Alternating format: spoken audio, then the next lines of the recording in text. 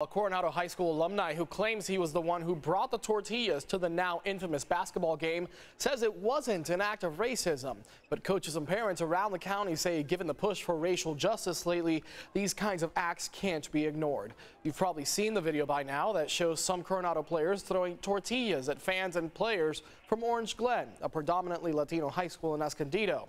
Tonight, News 8's Abby Alford hears from coaches and parents who say this happens too often and they're standing up against hate. We're now into day 4 of this tortilla toss controversy, and since then the school board has met. They fired the basketball coach, and tonight we hear from the man who admits that he brought the tortillas and how coaches around the county are hoping to heal. Video of Coronado High players throwing tortillas at Orange Glen High School, a predominantly Hispanic school, after the CIF championship basketball game Saturday night. The man who brought 4 bags of tortillas is Coronado class of '99 alum Luke Serna. In a text, he referred us to a Coronado Times article for his version of what happened. He says he's half Mexican, went to school with a former basketball coach. He says it was not racially motivated, but a UC Santa Barbara tradition to throw tortillas after a victory, which, by the way, has since stopped. The 40-year-old adds the outcry from people outside of Coronado are racial opportunists. College coach Travis Nichols isn't buying it. Come on. That's not being truthful. Nichols is part of Coaches for Racial Equality San Diego, who met Wednesday night in their bi-weekly meeting to discuss how to get ahead of this. We don't want to forget. We want to learn from this and move forward.